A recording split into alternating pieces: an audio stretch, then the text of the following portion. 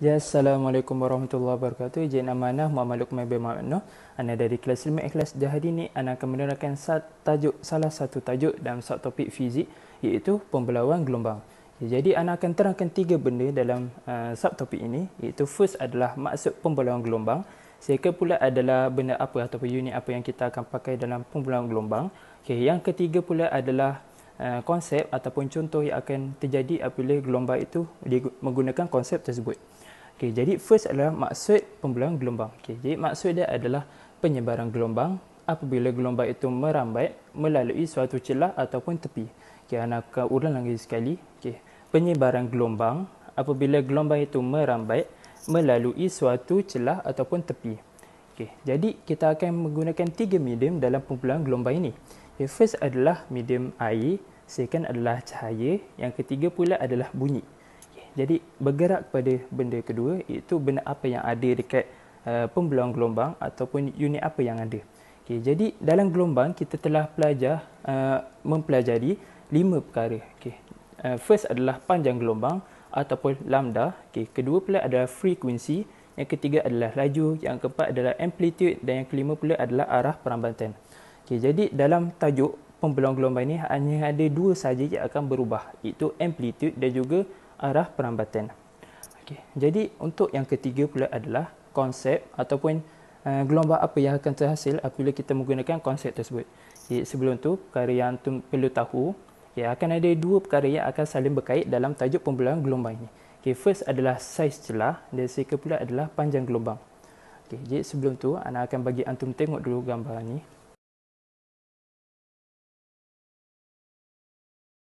Okey dah. Jadi kalau antum lihat gambar tersebut, antum mesti macam familiar sebab gambar tu ada dalam buku teks muka surat 207. Kalau antum nak tengok pun boleh.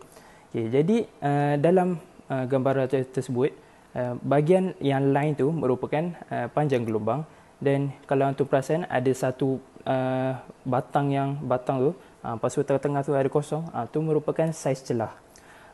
Jadi dia akan ada 2 jenis gelombang yang akan berada dalam pembelauan gelombang ini. First adalah gelombang yang punya 2 arah saja, iaitu arah ke kanan dan juga arah ke kiri.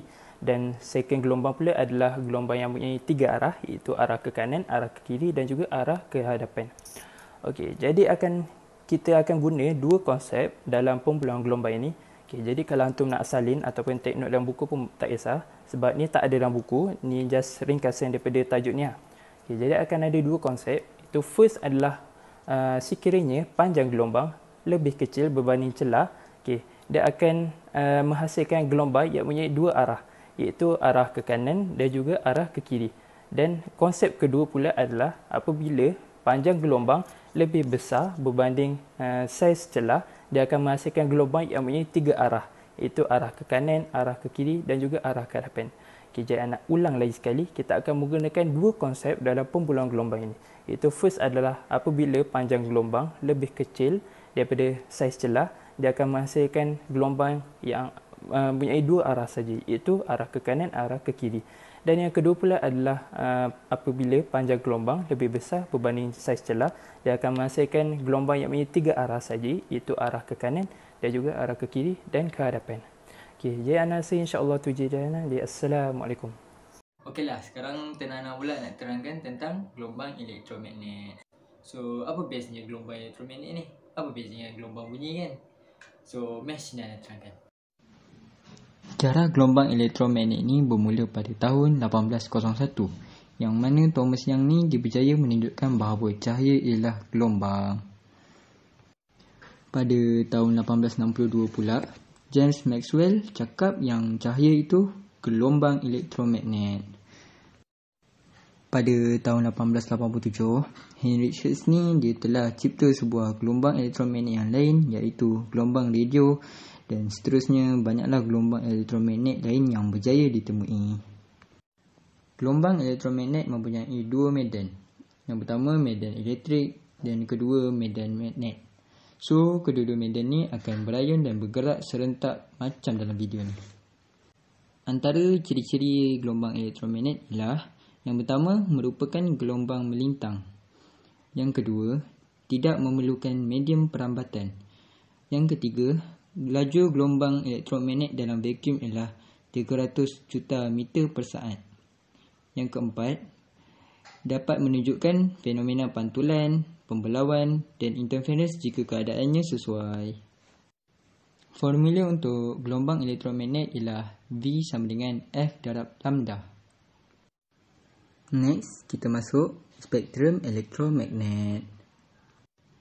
Start dari gelombang yang mempunyai frekuensi paling kecil, iaitu gelombang radio, gelombang mikro, sinar inframerah, cahaya, sinar ultraungu, sinar X dan sinar gamma. Ana sarankan korang hafallah susunan spektrum elektromagnet ni. Gelombang radio berfungsi untuk menyiarkan radio dan TV tempatan. Gelombang mikro berfungsi sebagai Wi-Fi dan Bluetooth. Sinar inframerah ada dalam remote control TV.